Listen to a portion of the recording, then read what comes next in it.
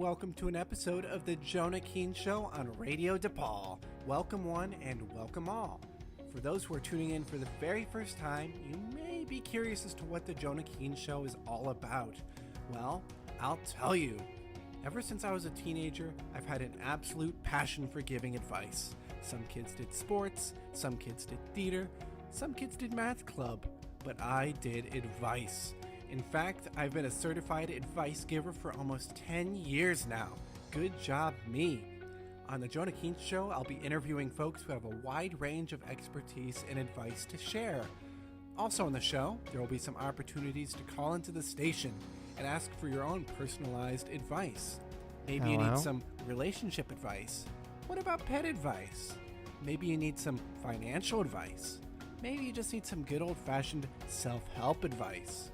We take all kinds of requests for advice. My name is Jonah, Mr. Advice Keen, and welcome to the Jonah Keen Show. Hello, everyone, and welcome back to another episode of the Jonah Keen Show. We talk all things advice here on the Jonah Keen Show. Welcome one and welcome all. Last episode, we talked to Michael Hamilton, and he promoted his book, Kids in Their Crotches, a book for children going through those years, and I think it was an ultimate success. So thank you, Michael, once again for coming onto the show. And also last episode, we started on our series of advice for all 50 states alphabetically. And I got a lot of emails, I got a lot of cards, and I got a lot of letters saying you did an absolutely fantastic job on that advice for all the states. And I really appreciate all the fans who sent in some mail. Thank you very much.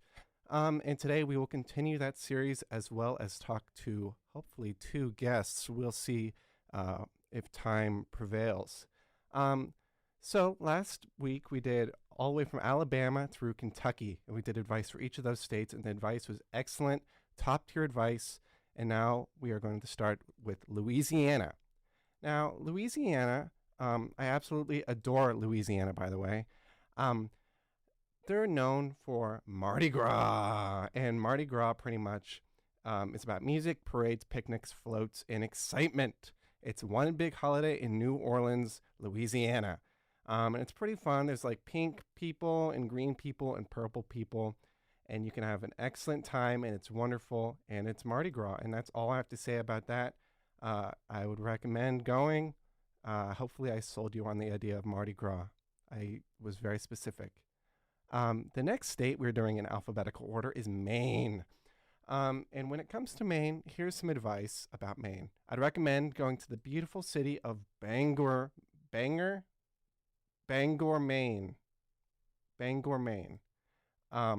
It's spelled Bangor. And if you know anything about Maine, you would know that Stephen King's house is in Bangor, Maine. There's a Paul Bunyan statue in Bangor, Maine. There's Mount Hope Garden Cemetery in Bangor, Maine. All these exciting things. There's the Coal Land Transportation Museum in Bangor, Maine. It's one of the, maybe, I wouldn't say the tourism capital of the world, but maybe the tourism popular city in the world. It's a very popular city, Bangor, Maine. A lot of people love it there. It's very beautiful. Okay, the next thing I would say, advice-wise, is Maryland. Maryland's the next state, alphabetically. In this one, I get confused with this one a lot. So Maryland, when I was younger, like a couple years ago, I'm 25 now, maybe when I was 20, I used to think Maryland was marriage land, and I thought you were only allowed to get married in Maryland. And folks, this is not true. I'm telling you this now. You can get married in any state you desire, not just Maryland, any state you desire. And it's I'm very thankful for that. Thank you, the founding fathers. We thank you for that. We really appreciate it. Okay, that was Maryland. Next state, Massachusetts. Home to Boston. I know. Boston is super fun, super exciting. And who here, raise your hands, and to all the listeners, raise your hands if you think Boston accents are super silly. Raise your hands. I'm imagining all the hands are being raised right now. You all think Boston accents are really silly. And I have to agree. I'm going to do one right now. I'm going to try my best Boston accent. Um, I want to. I'm from Boston. I'm doing a Boston accent. I live in Massachusetts, Boston. What did you guys think of that? Okay, that was an excellent impression of someone from Boston, and I would let me actually let's see what the audience thinks about that. The people love it. The people love my Boston accent, and I thank you. The next state we're going to do is Michigan. And from what I understand, Michigan is surrounded by a bunch of giant lakes. So when it comes to advice for Michigan, I'd recommend a solid packing list for like a lake trip of some sorts.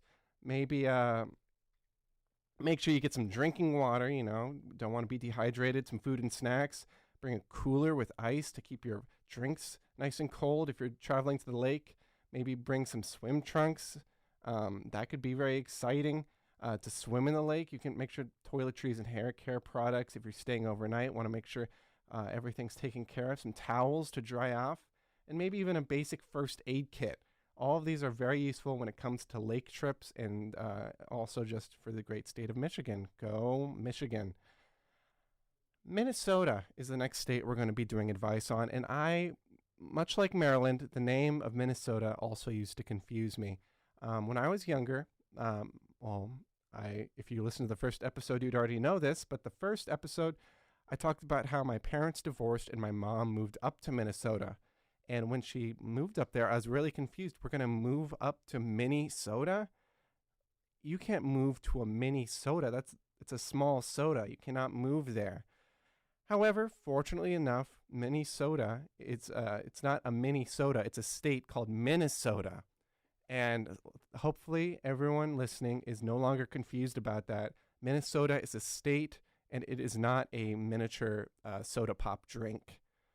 So good. That's some great advice there. I would write that down if I was listening. The next state we are going to give advice for is Mississippi. And everyone thinks Mississippi is really hard to spell. I mean, there's a lot of letters, there's a lot of S's, I's, P's, etc. Well, I came up with this little trick, which actually makes it really easy to spell. So if someone asks you, hey, spell Mississippi, I would use this little trick I'm about to share with you to spell Mississippi 100% accurately. Okay, here we go. You start with M as in Mississippi, and then I as in I love Mississippi, S as in say hello to Mississippi, S again as in say hello to Mississippi, I as in I love Mississippi, S as in say hello to Mississippi, S again as in say hello to Mississippi, I as in I love Mississippi, P as in the population of Mississippi is 2.9 million people, P again as in the population of Mississippi is 2.9 million people, and I as in I love Mississippi. A very simple trick to help you remember how to spell Mississippi. Hopefully the confusion has ended and we all know how to spell Mississippi. Okay, next state, Missouri. Missouri is home to, in my opinion, some of the best barbecue in all of the United States. And I love barbecue. I've been a huge fan of barbecue ever since I was a child. And there are some wonderful barbecue places in Kansas City, in Missouri, like Q39, Jack Stack Barbecue Freight House, Slaps Barbecue, and Char Bar. These are all great places I hope you guys were writing it down because I will not be repeating them. But those are some wonderful places to enjoy some barbecue in Missouri. Go Missouri. Next state's Montana. The governor of Montana is Greg Gianforte, and actually I once ran into him at the Dave & Buster's in Oregon City, Oregon. If you don't know this, I'm a huge Dave & Buster's fan. It's my favorite place to watch the Pacers on the big screen, and I think, I remember one day Greg Gianforte, the governor of Montana, was in that Dave & Buster's in Oregon City, Oregon that I love to go to. I used to go to almost every day when I lived over there. And we played some games. We played like the basketball game, and he was a super nice guy. So my advice for Montana is your governor's a cool guy. So if you're in Montana, go visit the governor, shake his hand, and say Jonah sent you. Okay. Next state is Nebraska, home to one of the great American cities, Omaha. I've heard from Omaha, my Omaha insider sources, that the zoo is actually quite fantastic. So I would recommend visiting the Omaha Zoo, but here's some advice when it comes to the Omaha Zoo and Nebraska as a whole. Respect the animals in their habitats. Remain on the designated pathways, please, and stay behind the safety barriers. That'd be really useful. And treat others the way you want to be treated. And please leave the feeding of the animals to the staff at the zoo. And that's just some advice I have on Nebraska. Nevada is also one of the states that is next up alphabetically when it comes to state-themed advice.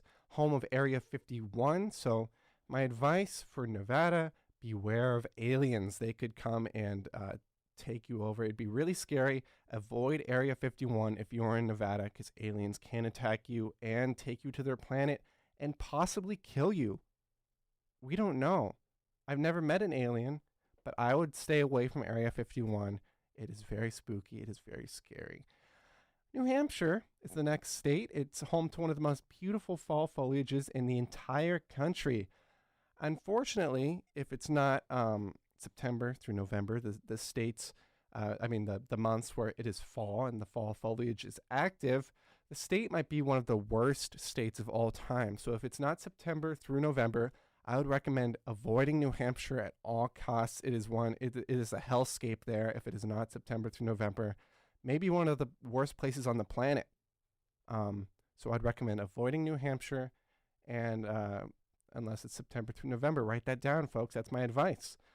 New Jersey is the next state. If you want to go gamble, the best and only place to do it is in Atlantic City, New Jersey. Very fun place to gamble. If you are a gambler, I'd recommend going there. It is the best and only place in the whole United States to gamble. May the dice roll ever in your favor. And that's my advice for New Jersey. Next state's New Mexico. Rumor has it that New Mexico was America's response to the jealousy the presidents like Ben Franklin and George Washington had towards Mexico. They were very jealous of Mexico.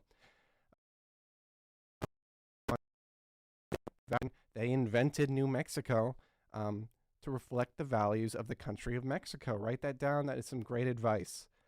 The next state is New York. And this one, it's another state that kind of confused me. It's the city so great that they named it twice. They call it the Big Apple. However, when I visited New York, I could not find a Big Apple anywhere. I know Illinois, Chicago has the Big Bean, and they call it Chicago the Big Bean. But New York, the Big Apple? What? Why? I looked everywhere in New York, and I could not find a singular giant apple anywhere. Very confusing. And in fact, also, Times Square, I looked everywhere in Times Square, and I couldn't find a single clock anywhere. It was completely absent of clocks. It was completely confusing. It was not cool whatsoever. Anyways, North Carolina is the next state that we're going to talk about. Who here knows the movie Coraline? Raise your hands at home again, folks. Excellent. Well, when I watched it a few months ago, it absolutely petrified me. It also got me super scared to ever visit the Carolinas. I mean, I know Coraline and Tim Burton don't live there in North Carolina, but I'm still very afraid because those names being that similar is not a coincidence. I mean, Coraline, Carolina, it's just too similar. I do not want to be afraid, and so I will not be traveling to North Carolina. And spoiler alert for South Carolina, same deal. I am not going there because I don't want Tim Burton to scare me. Next state is North Dakota, and it's going to be a quick one, but North Dakota, there was a severe blizzard that killed 34 people in 1920 in North Dakota. And so I'd recommend watching the weather report if you're in North Dakota, because I don't want any of my listeners dying in a horrible blizzard in North Dakota. Ohio, next state. Cincinnati is, contrary to popular belief, including my belief for a long time, not Cinnamon City. In fact, barely any cinnamon is even produced there in Cincinnati. It's a horrible shame. Because I used to think Cincinnati is cinnamon capital of the world because it's very similar in the name, but in fact, there's barely any cinnamon that's produced there in Ohio. Um, in this next state, I'm actually going to call someone in who is a great. He knows a lot about Oklahoma, so um, I'm going to call him real quick. Let's see if he picks up.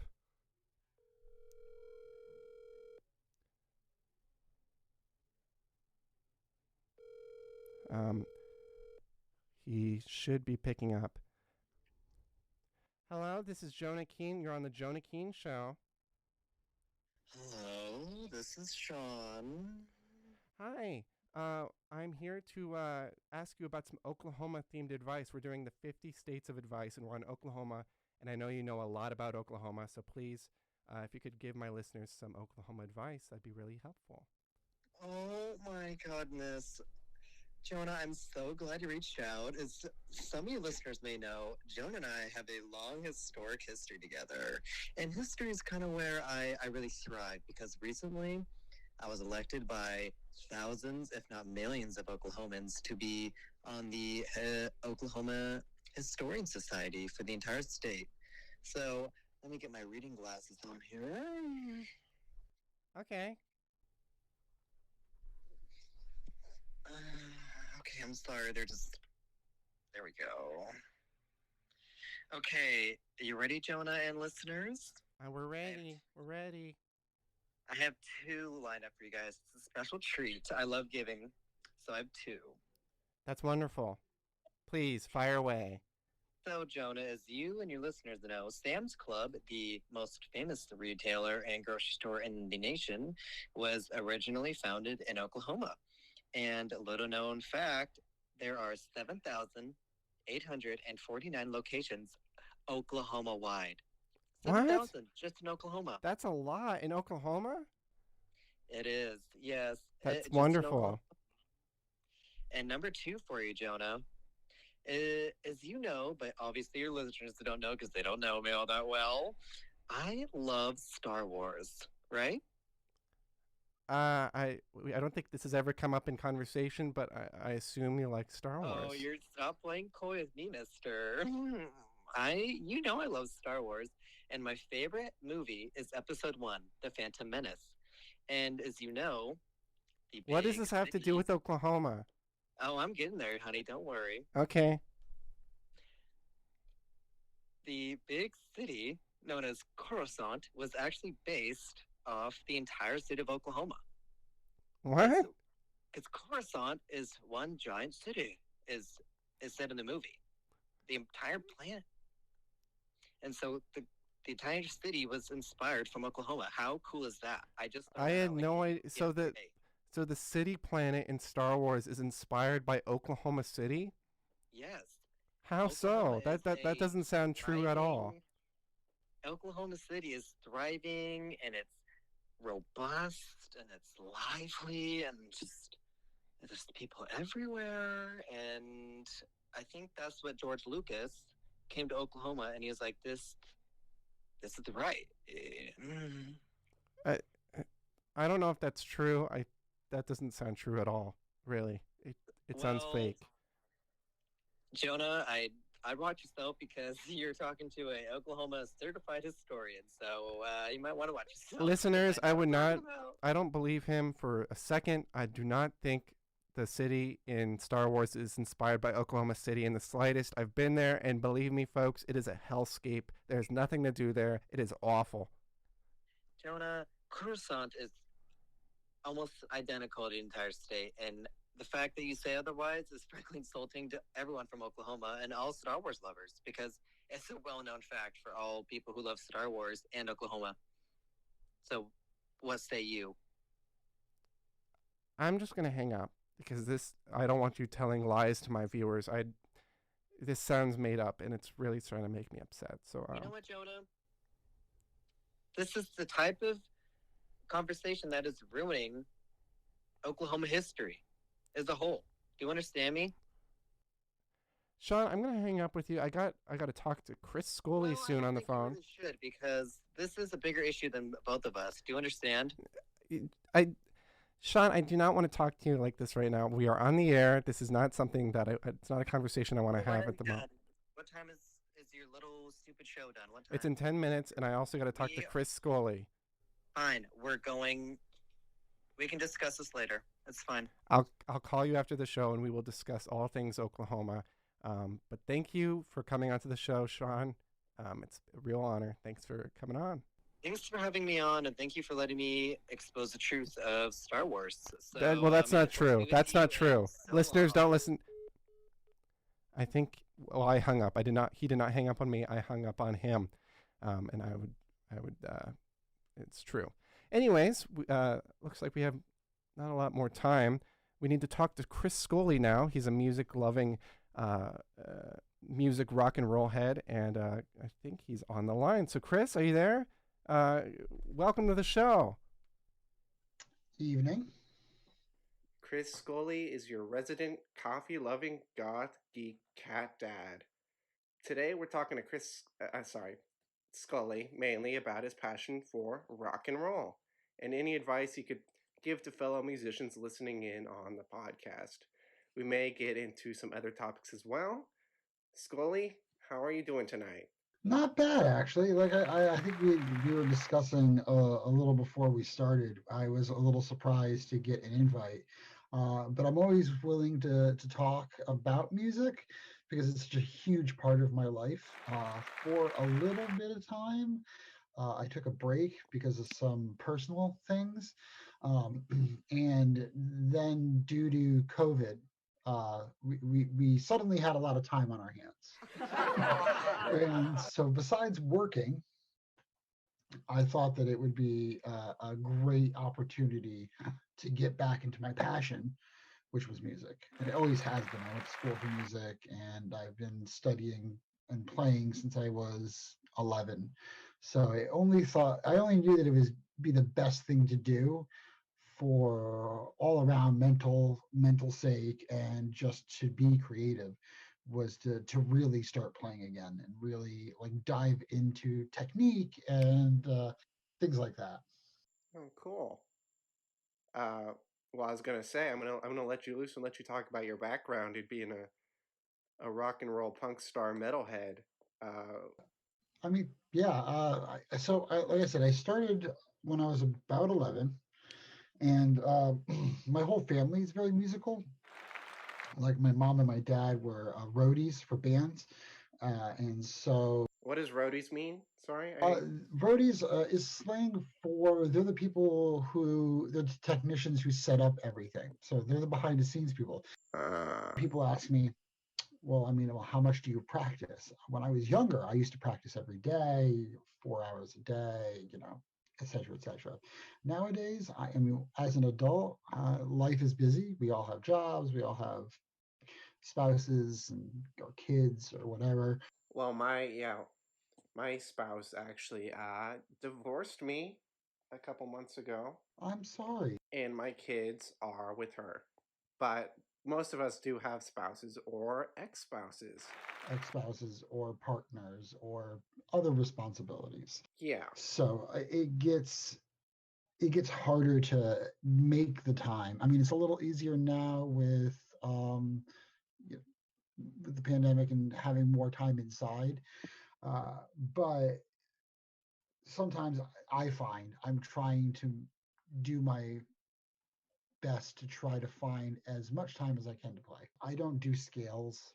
I used to when I was a kid, and that's fine. You can always do that. Scales, like there are certain patterns you can learn that give you muscle memory that allow you to push your technique further, and pentatonic scale and things like that, which is like a blues scale or Pentatonics, the band.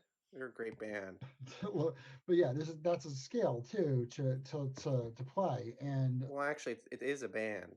It is? I did not know that. Pentatonics. Now I'm gonna have to look them up. Yeah, it's a great band. They make a lot of songs. Okay, I'm going to put that on my list of bands to look up. I'm always looking for new music. That's I'm on a wonderful. quest. I'm on a quest to always find new music because there's so much out there. It's hard to just listen to one thing all the time. So even if I play one thing, I try to listen to everything to get more of a influence on my own musical journey. Ah, I see. Uh, the band Pentatonics is actually, they don't even play instruments. They use, um, I'm blanking on their voices. Huh? It's an a cappella group, and they do mainly Really? Christmas songs, uh, That's interesting. mainly with their voice and no instruments. It's very cool.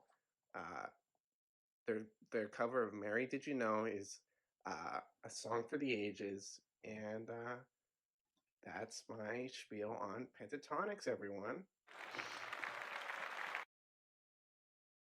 If you could open a show for any artist, who would it be and why? Oh, that's hard.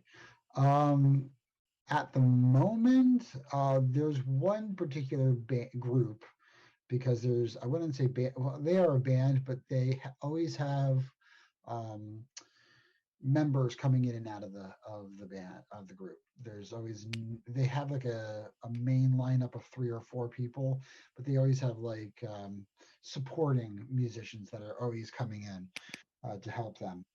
They're called Queens of the Stone Age, and they stretch all the way back to the early '90s, and probably a little later than that, probably late '80s, early '90s, from Palm Desert, California. Oh, never heard of them. Yeah, they've been in video games and movies, and yeah, they're all over pop culture. Hmm. Uh, Dave Grohl from the Foo Fighters was with them for a good amount of time. Food Fighters. Yeah, FOO fighters. I believe that's a military uh, reference to like UFOs. I believe. I'm not sure. Never heard of them. Yeah, they're another kind of big alternative band that is pretty popular. But I would say that they're probably the ones I would want to open for if I could. Oh, wonderful. Uh, Here's a question. What's your go-to karaoke song? I don't sing. It sounds like dogs barking. I'm pretty good, maybe in the shower by myself. But if I could sing, if I could sing, it probably would be something from like the soul era, most likely. Maybe some Sam Cooke or Aretha Franklin or something like that. Because I grew up with those artists in my house, and they strongly influenced me. So I would say probably like Chain Chain Chain by Aretha Franklin would probably be my go-to. Never heard of it. It's Um, definitely a classic. well, maybe not because I haven't heard of it. My karaoke song is it's kind of underground, but it's Mr. Brightside by The Killers. I don't know if you've heard of that one. I love the Killers. Actually, I love their new album. It's absolutely amazing. Huh. But actually, I was thinking if you want to sing along, we could sing Mr. Brightside. I'll add the instrumental in later. Um, I am not comfortable with it. Hit it.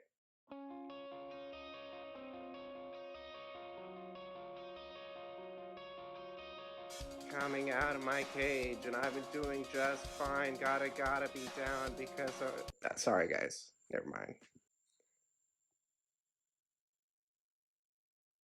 Um. Uh.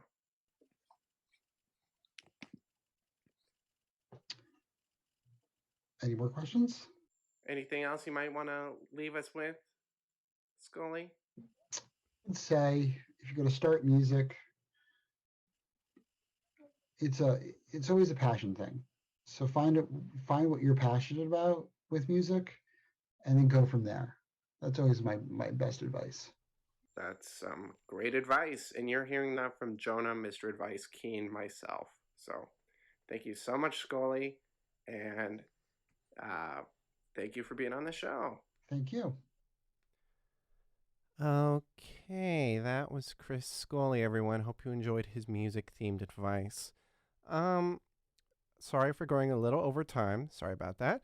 But I appreciate everyone for listening in. I know there's been some technical problems. Hope everything's okay. But I would like to wish everyone good luck on midterms. Have a great week. And enjoy your week, everyone.